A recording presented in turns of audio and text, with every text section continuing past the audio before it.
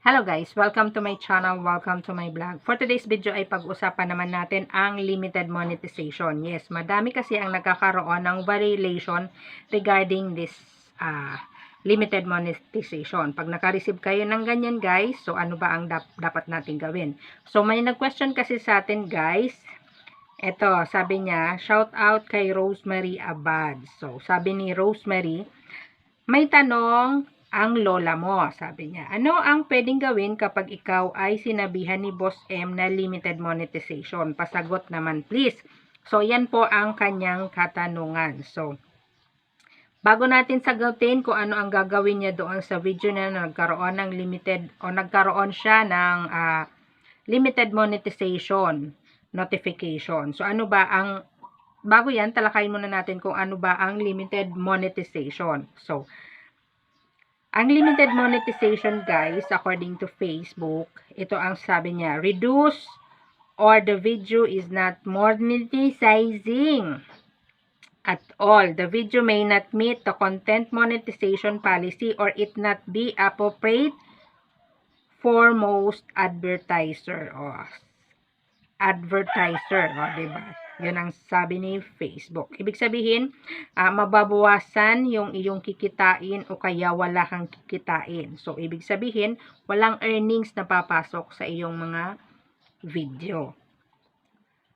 And then, may 3 categories kasi guys. Pag naka-receive ka ng monetization na ganyan, and then, pag pinindot mo go to policy, pag nakalagay is pending, ito, kasi 3 category yan guys. Your video is under review. O pag nakalagay under review, ano hakbang ang gagawin? So, sabi dito, explanation ni Facebook, video may be able to earn limited revenue from ads while under review. Once the review is complete, the status will be either green.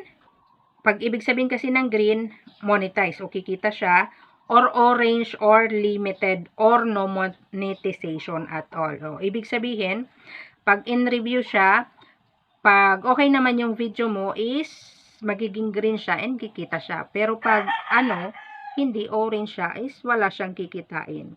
Ang kikita dyan guys is yung may-ari nung ng music o kasi usually ang nagkakaganyan is yung may mga music na ilinalagay sa video.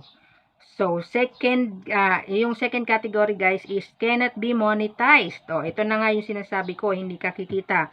Your video may not meet program requirements. For example, it may be too short o masyadong maiksi to include ads or may not follow our community standard. So, number 1 talaga dito guys is yung community standard. Kaya bago tayo mag-upload ng video, make sure na alam natin yung nandoon sa community standard.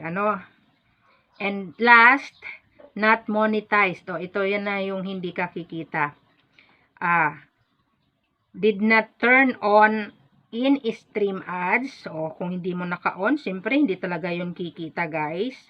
Kapag ikaw ay monetize na sa stream ads, so kailangan mo i-on yung mga video na nandoon para kumita ito.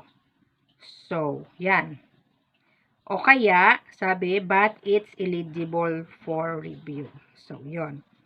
It may take time for your video to be reviewed and receive a status. If you believe you receive a status in error, you may submit a one-time appeal. So, kung sa tingin mo naman guys is wala ka naman talagang nalabag, and then yung music na ilinagay mo doon is hindi naman talaga siya copyright. So, pwede kang mag-appeal or kung sa tingin mo wala ka talagang nilalabag, mag-appeal ka kay Facebook para ma-monetize ang iyong video.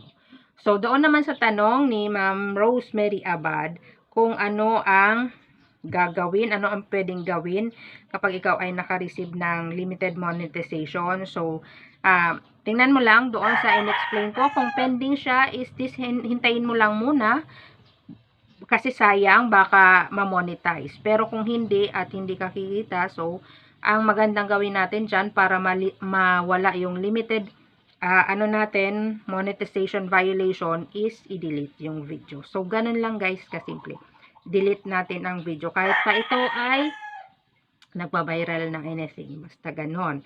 Delete lang talaga ang video para ma-monetize uli. And then, magbalik sa normal ang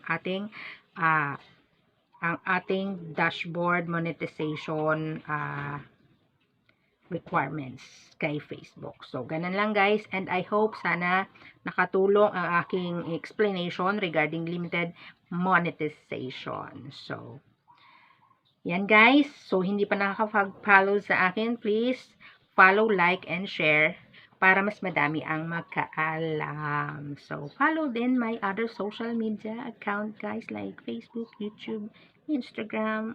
So, that's all for today. Bye for now. Mwah.